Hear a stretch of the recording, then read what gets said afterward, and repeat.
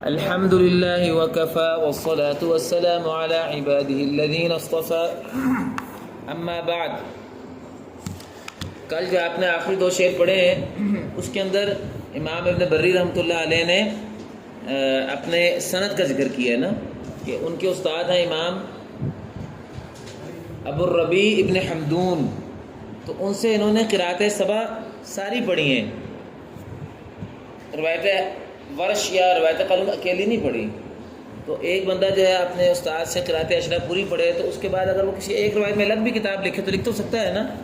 تو کہتے ہیں کہ یہ کتاب جو ہے حسب ما قرأت بالجمیع، اس کے مطابق میں نے تصنیف کی ہے جو میں نے تمام قرأتیں اپنے استاد سے پڑھی. جمیع سے مراد یہاں قرأت سبع ہیں. تو میں نے جو ساری قرأتیں پڑھی ہیں علاء ابن حمدون، امام ابن حمدون ابو الربیع جو میرے استاد ہیں، ان سے جو میں نے ساتوں قرأتیں پڑھی ہیں، یہ کتاب میں نے اس قرأت کے مطابق جو میرا ان سے تلقی ہے اس تلقی کے مطابق میں یہ کتاب لکھ رہا ہوں. کوئی بات میں نے اپنی طرف سے درج نہیں کی، اپنے اساتذہ کی تلقی کے مطابق میں نے یہ کتاب جو ہے وہ لکھی ہے. ابن حمدون جن کی کنیت ابو الربیع ہے، جو بڑے مقری ہیں، محقق عالم ہیں، بڑے فصاحت و بلاغت والے ہیں، جو سند سے لے کر اپنی روایت اللہ کے رسول سے مجھے پہنچا رہے ہیں، جنہیں اپنے زمانے کے علماء میں مقدم جانا جاتا تھا، آگے بڑھایا جاتا تھا. الصحیحی، جن کی روایت جو ہے وہ قابل اعتماد ہے، صحیح ہے. یہ ساتھ و صاف لے کے آئے ہیں شعر نمبر 28 اور 29. اب آج ہم پڑھ رہے ہیں شعر نمبر 30 سے 3 شعر ہمارے رہتے ہیں مقدمے کے. اوردت ما امکننی من الحجج مما یقام فی طلابہ حجج. ویسے ساکن نہیں کر دیں، فی طلابہ حجج ویسے ہونا چاہیے لیکن ساکن کر دیا نا، من الحجج. آپ لوگ جو ہیں فائدہ مکیہ آپ لوگوں نے نہیں پڑھی کتاب. فائدہ مکیہ جو ہے نا اس میں توجیحات آتی ہیں عام طور پر. جو آپ مسئلہ بیان کرتے ہیں اس کی وجہ یہ ہے، اور قراءات کی توجیہ کے علم آپ پڑھ ہی چکے ہیں قلائد الفکر میں. ہر روایت میں، ہر قراءت میں جو چیز ہے اس کے پیچھے کوئی نہ کوئی وجہ ہوتی ہے.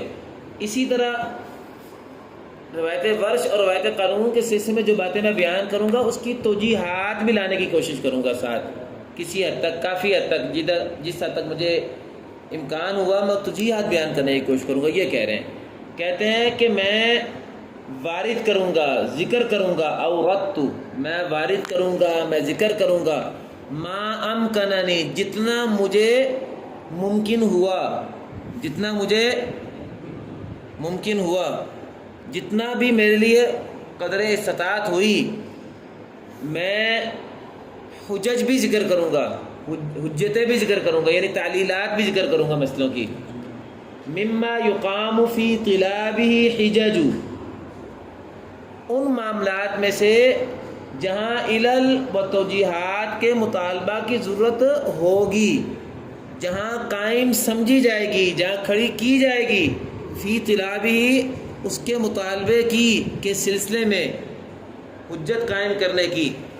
ہر اس جگہ پر جہاں علل اور توجیحات کے مطالبے کی ضرورت ہوگی میں قدر امکان حجتیں ذکر کرنے کی بھی کوشش کروں گا. یہ ترجمہ ہے. میں وارد کروں گا جہاں تک، میں ذکر کروں گا جہاں تک میرے لیے ممکن ہوا، تعلیلات کے سلسلے میں جو توجیحات ہیں ان کو بیان کرنے کے ضمن میں. من الحجج کا مطلب یہ ہے ان جگہوں میں سے جہاں قائم کی جاتی ہے فی طلابہ، مطالبے کے مقام میں. مطالبے کے مقام کا مطلب مقام کر لیں، جہاں یعنی جہاں مطالبے کے مقامات، جہاں حجت اور جہاں حجج کے مطالبے کے قیام کی ضرورت ہوگی، جہاں مطالبے کے قیام کی ضرورت ہوگی. یہ لفظ ترجمہ لکھ لیا کریں، جب لفظ ترجمہ تھوڑا مشکل ہوتا ہے لکھ لیا کرنے سے. مما یقام فی طلابہ حجج، جہاں مطالبہ کے قیام کی ضرورت ہوگی. حجت کا معنی ضرورت بھی تو ہوتا ہے نا.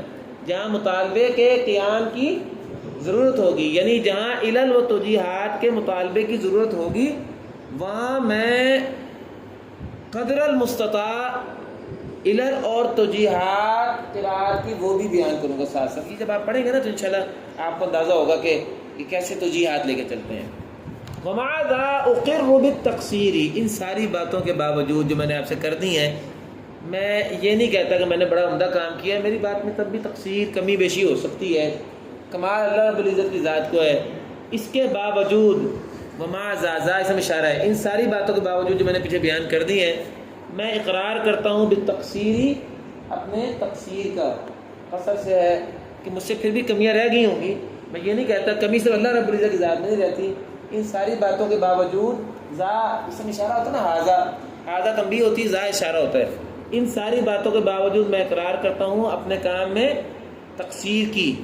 لکل سبت فاضل نحریر، یہ بھی وزن شرعی میں راء پہ تنوین گرا دی ہے. ہر مضبوط فاضل اور مضبوط عالم کے مقابلے میں، یعنی میں ہر مضبوط عالم سے اس بات کا اقرار کرتا ہوں کہ جناب یہ نہ سمجھیے کہ جو میں نے باتیں بیان کی ہیں اس میں کوئی کمی غلطی نہیں ہو سکتی. انسان ہونے کے ناطے کوئی کمی غلطی میری بات میں بھی رہ سکتی ہے.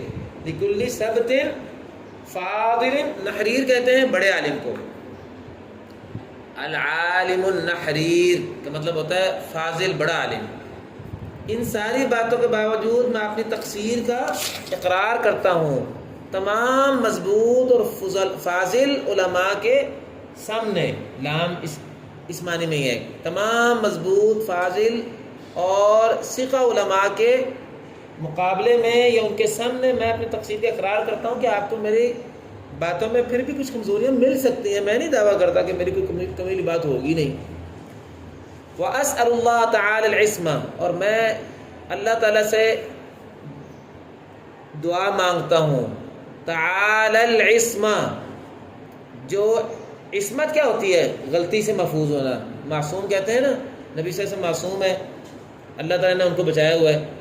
جو عصمت جس ذات کے لیے ہے وہ اللہ تعالیٰ، میں اللہ تعالیٰ سے سوال کرتا ہوں العصمت فی القول والفعل، قول اور فعل کے اندر عصمت کا، یہ عصمت مفعول ہے. میں اللہ تعالیٰ سے عصمت کا سوال کرتا ہوں کہ اللہ مجھے غلطی سے بچائے. مجھے کہہ رہے ہیں نا تقصیر ہو سکتی ہے، اس کے باوجود میں اللہ سے دعا تو یہی کرتا ہوں اللہ مجھے کمی بیشی سے محفوظ رکھے، قول میں بھی اور فعل میں بھی. فتلک النعمہ، اگر عصمت انسان کو حاصل ہو جاتی ہے بڑی نعمت ہوتی ہے. فتلک النعمہ، فتلک النعمۃ، بس یہ بڑی نعمت کی بات ہوتی ہے کہ کسی بندے کو اللہ رب العزت کی طرف سے خصوصی توفیق ملے، خصوصی برکت مل جائے، جس توفیق اور برکت کی وجہ سے اس کی بات جو ہے وہ پھر غلطی اور تقصیر کمی بیشی سے محفوظ ہو جائے. تو میں اللہ تعالیٰ سے قول اور فعل کے اندر غلطی سے محفوظ ہونے کا تقاضا اور سوال کرتا ہوں. اگر یہ چیز انسان کو حاصل ہو جائے تو یہ بڑی نعمت والی بات ہے کہ انسان کو حاصل ہو جائے. فتلک النعمہ، بس شعری کے لیے جملہ لے آئے ہیں، بس یہاں جا کے مقدمہ پورا ہو گیا. اچھا کتاب میں بیٹا ابواب نہیں ہے، کتاب میں ابواب نہیں ہے، آپ باب لگا لیں. شعر نمبر 33 کے سائڈ پہ لکھ لیں حاشیے پہ باب الاستعاذہ. باب الاستعاذہ، یہ شعر نمبر 33 سے لے کے آپ کا شعر نمبر 35 تک 3 شعروں میں باب الاستعاذہ ہے. شاطبی میں آپ نے باب پڑھے ہیں نا، شاطبیہ میں شاطبی کے جو احکامات ہیں وہ ان 3 شعروں میں آئیں گے. اس کے بعد شعر میں 36 کے سائڈ پہ لکھ لیں باب البسملہ. شعر میں 36 کے سائڈ پہ لکھ لیں باب البسملہ. اس کے بعد آپ آگے چلیں شعر میں 46 اس کے سائڈ پہ لکھ لیں باب میم الجمعی. باب میم الجمعی، آپ کو پتا نا کہ باب البسملہ کے بعد باب ام القرآن تھا شاطبی میں، اور اس میں میم جمع کا مسئلہ بیان ہوا تھا نا. قانون کے لیے بھی صلہ کا مسئلہ آتا ہے، ورش کے لیے بھی جب بعد میں حمزہ قطعی ہو تو صلہ کا مسئلہ آتا ہے.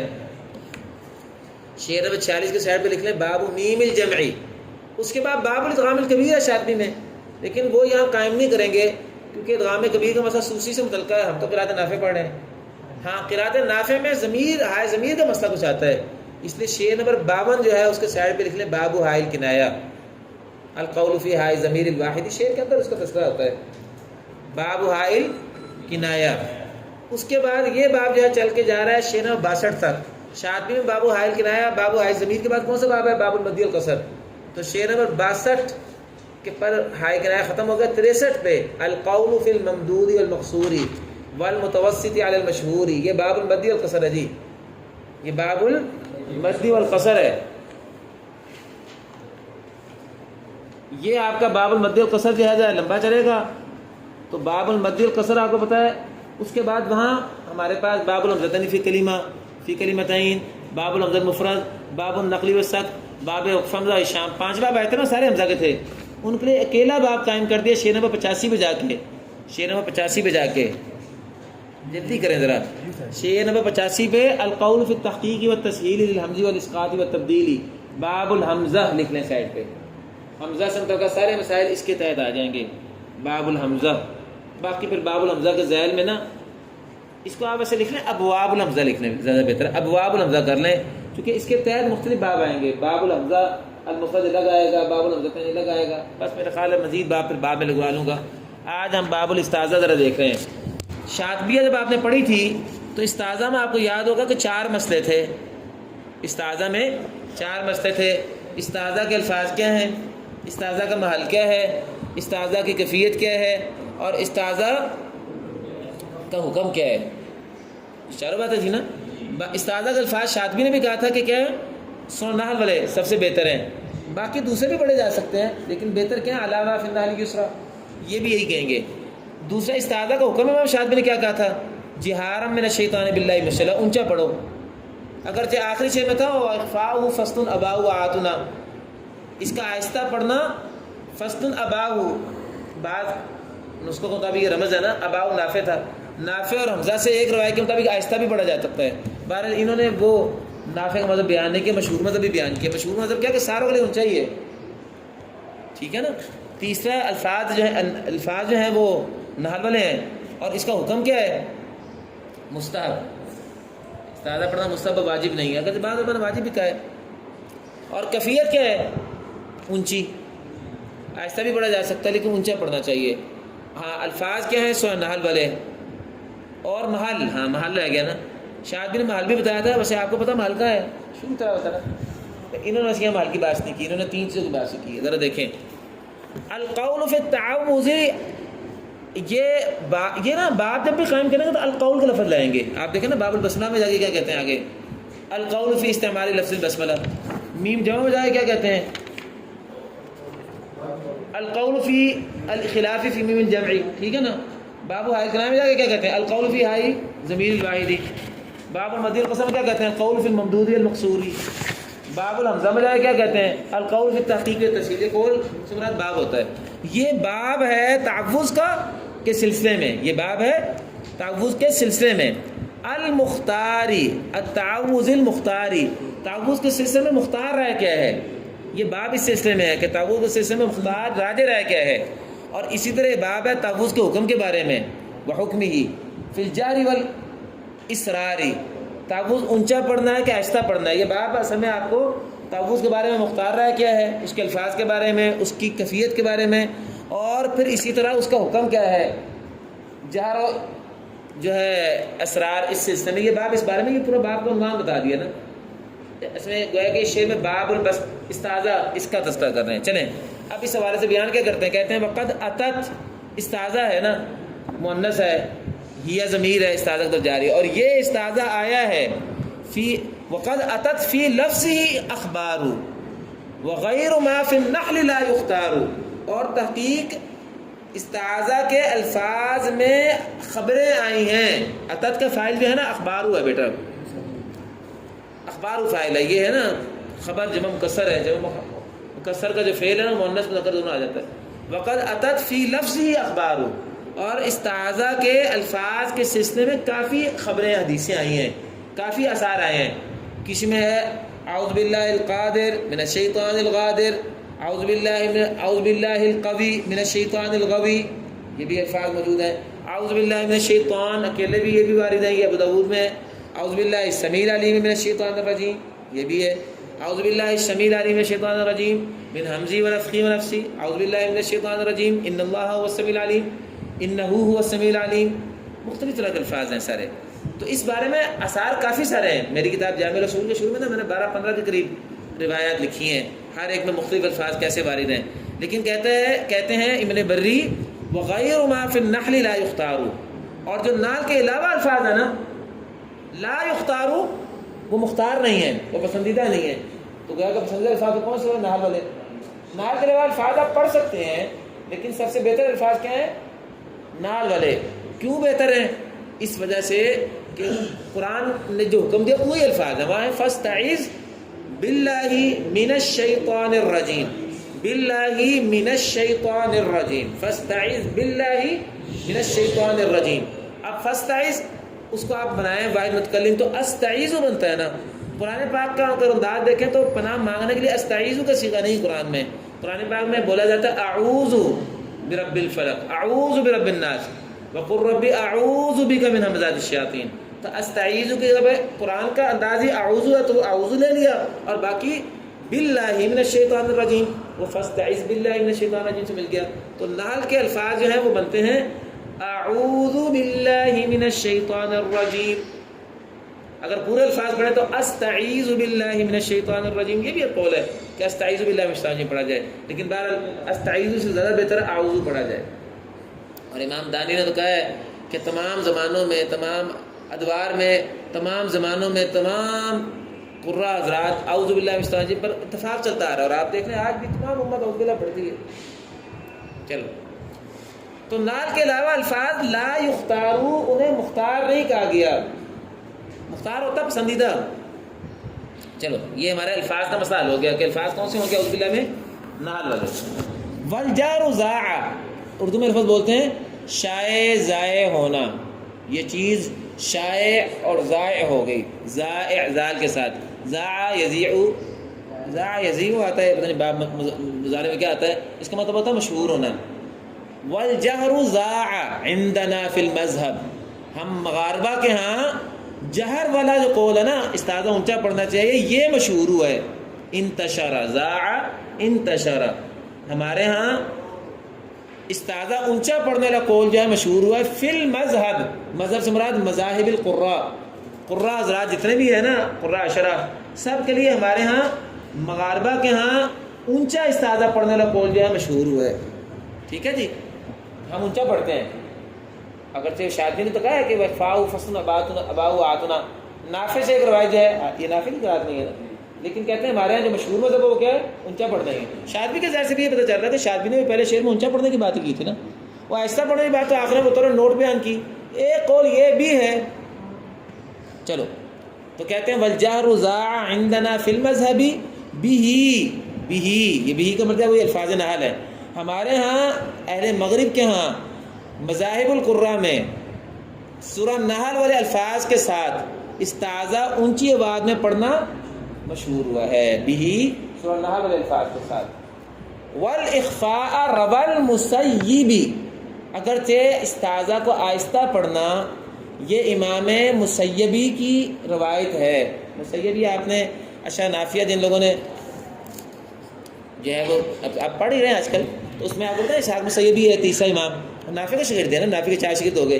تو نافع کے بارے میں یہ جو امام شاطبی نے کہا نا وفاء فصل اباؤ آتنا، اصل میں یہ نافع کی اپنی روایت نہیں ہے بلکہ نافع سے مسیبی کی روایت ہے.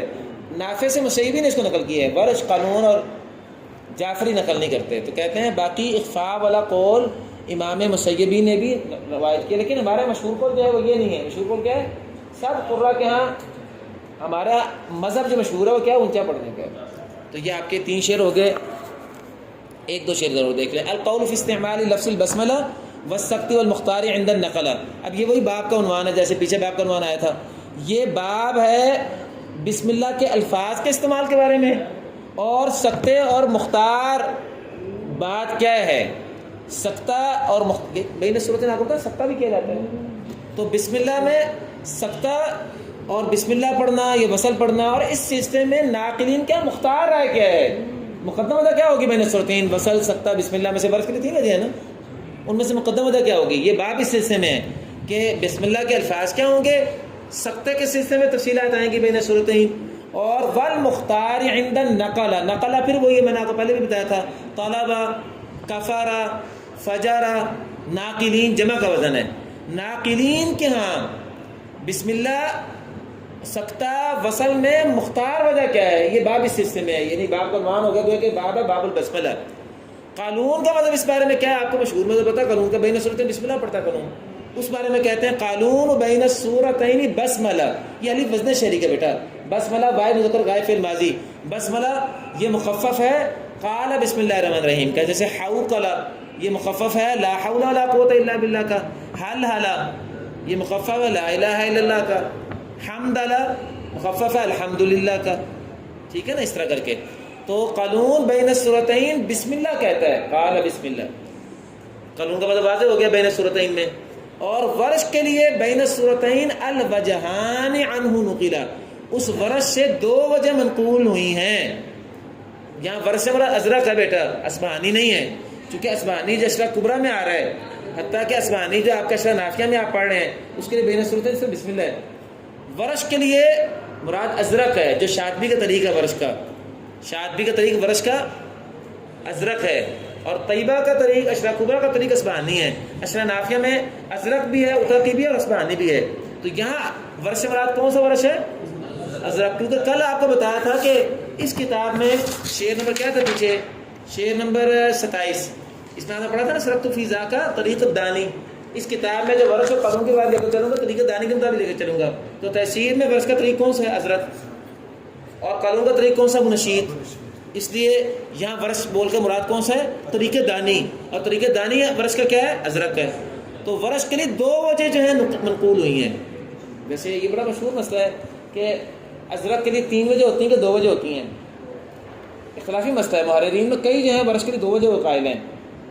اشرا نافیہ جو ہے اس میں بھی یہ جو جزائر کے علماء ہیں یہ 2 وجہ، یہ 3 وجہ پڑھتے ہیں، اور مراکش والے 2 وجہ وہ قائل ہیں۔ تو یہ بہرحال 2 وجہ کہہ رہے ہیں، کہتے ہیں ورش سے 2 وجہ عنہ، اس نافع سے، ورش نافع سے نقل کرتے ہوئے 2 وجہ ہیں، ورش کی نافع سے 2 وجہ نقل کی گئی ہیں، ٹھیک ہے۔ اب وہ 2 وجہ کیا ہیں وہ بتا رہے ہیں، بس یہ آخری شعر، اس کے بعد ہم رک جائیں گے۔ وَاسْكُتْ يَسِيرًا بَيْنَ سُورَتَيْن، 2 وجہ میں سے پہلی وجہ کیا ہے؟ سکتہ کرو معمولی سا، وَاسْكُتْ یہ پہلی وجہ ہے، یہ پہلی وجہ 2 وجہ میں سے۔ وَاسْكُتْ يَسِيرًا تھوڑا سا سکتہ کرو، تھوڑا سا رک جاؤ، سکتہ کی تعریف بھی اس میں ہو رہی ہے۔ تَحْظَى بِالصَّوَابِ، وَاسْكُتْ امر ہے نا، یہ اس کی خبر ہے، تَحْظَى بِالصَّوَابِ، تو سکتہ کر تھوڑا سا، تو ثواب تو پائے گا۔ حظ کہتے ہیں اٹھانے کو، ہے نا، اِنَّهُ لَذُو حَظٍ عَظِيمٍ، حصہ، حظ آپ کا کر لیں تجید الصواب، واللہ عالم بالصواب، صواب کے ساتھ مطلب کیا ہوتا ہے؟ درستگی۔ آپ سکتہ کریں معمولی سا، کیا مطلب؟ معمولی سے رکیں، وقفے میں، وقف میں آپ پورا رک جاتے ہیں، سکتے میں رک کے آگے بڑھتے ہیں، تو معمولی سا رکیے، یہ سکتے کی تعریف ہو گئی، معمولی سے رکیے، آپ درستگی تک پہنچ جائیں گے، ٹھیک ہے نا۔ تحظى بالصواب تجید الصواب وصلت بالصواب، آپ سکتہ کریں معمولی سا، آپ ثواب تک پہنچ جائیں گے۔ اوصل لہ، یا دوسری وجہ کیا ہے کہ آپ ورش کے لیے وصل کریں، لیکن صلہ میں پھر کیا ہوتا ہے آپ کو پتا، سکتے کا آپ کو پتا نا حکم کیا ہے، ادھر توجہ کریں۔ سکتہ بیٹے تمام احکام وقف کی طرح ہے، جیسے عیبا جان میں وقفاً کیسے وقف کرتے ہیں؟ عیبا جا، تو سکتہ کیسے کرتے ہیں؟ رہتے ہیں عیبا جا قیمہ، وقف کے حکم میں ہوتا ہے نا۔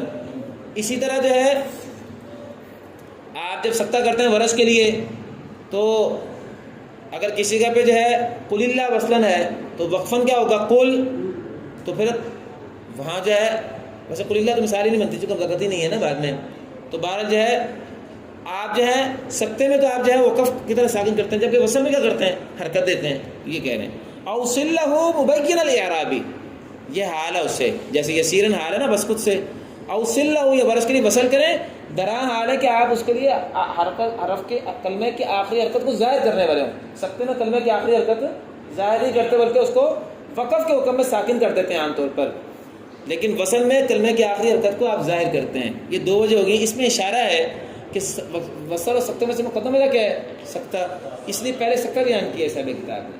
انشاءاللہ کل شعر نمبر 39 سے شروع کریں گے، اس میں اربع زور کا مسئلہ کل شروع ہو رہا ہے۔ اربع زور کا مشہور مسئلہ ہے نا، ویل فویل لا ولا کا مسئلہ شاطبی میں آپ نے پڑھا تھا، کل انشاءاللہ وہ آئے گا۔ آج ہم نے جو ہے وہ شعر نمبر 30 سے لے کر شعر نمبر 38 تک پڑھا ہے۔ وآخر دعوانا ان الحمد للہ رب العالمین۔